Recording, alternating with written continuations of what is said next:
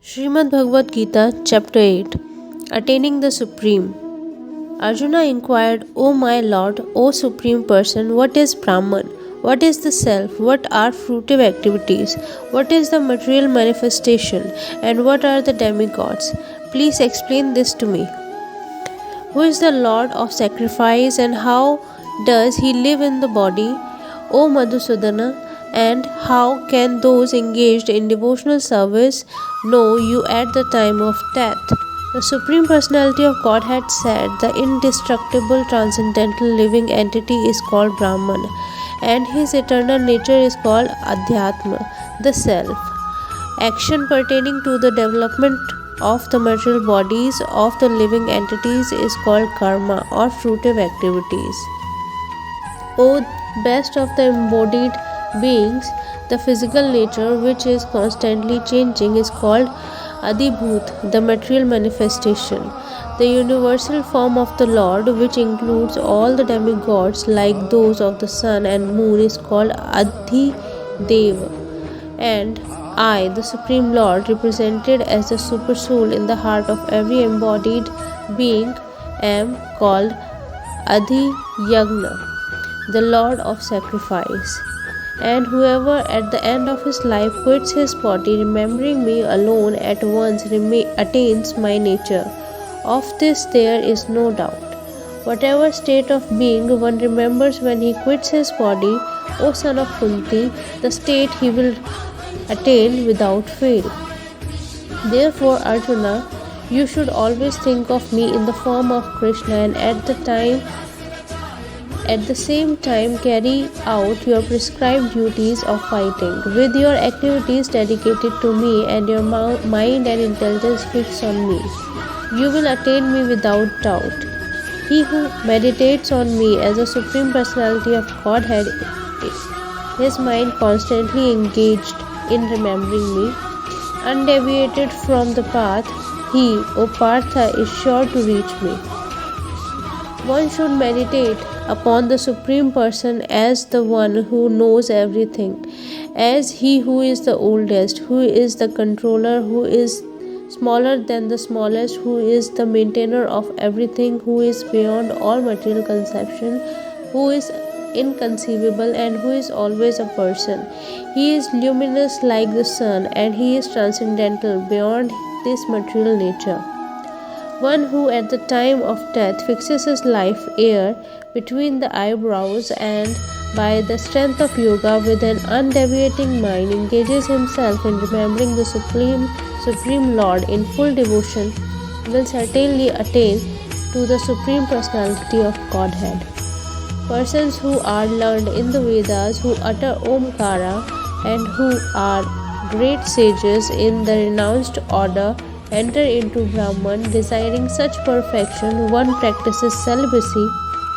I shall now briefly explain to you this process by which one may attain salvation. The yogic situation is that of detachment from all sensual engagements, closing all doors of the senses and fixing the mind on the heart and the life air at the top of the head. One establishes himself in yoga. After being situated in this yoga practice and vibrating the sacred syllable Om, the supreme combination of letters, if one thinks of the Supreme Personality of Godhead and quits his body, he will certainly reach the spiritual planets. For one who always remembers me without deviation, I am easy to obtain, O son of Partha, because of his constant engagement in devotional service.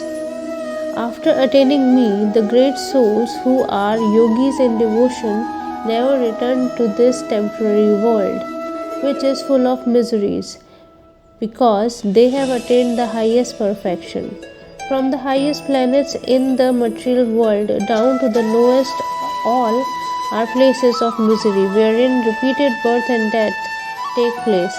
But one who attains to my abode, O son of Kunti, never takes birth again. By human calculation, 1,000 ages taken together form the duration of Brahma one day, and Such also is the duration of his night. At the beginning of Brahma Day, all living entities become manifest from the unmanifest state, and thereafter, when the night falls, they are merged into the unmanifest again. Again and again, when Brahma's day arrives, all living entities come into being, and with the arrival of Brahma's night, they are helplessly annihilated. Yet there is another unmanifest nature which is eternal and is transcendental to the manifested and unmanifested matter. It is supreme and is never annihilated. When all in this world is annihilated, that part remains as it is. That which the Vedantis describe as unmanifest and infallible, that which is known as the supreme destination, that place from which, having attained it, one never returns, that is my supreme abode. The Supreme Personality of Godhead, who is greater than all, is attainable by unalloyed devotion. Although he is present in his abode, he is all-pervading and everything is situated within him. O best of the Bharata, I shall now explain to you the different times at which, passing away from this world, the yogis does or does not come back. Those who know the Supreme Brahman attain that Supreme by passing away from the world during the influence of the fiery god, in the light at an auspicious moment of the day, during the fortnight of the waxing moon, or during the 6 months when the sun travels in the north. This mystic, the mystic who passes away from this world during the smoke, the night, the fortnight of the waning moon, or the 6 months when the sun passes to the south, reaches the moon planet but again comes back.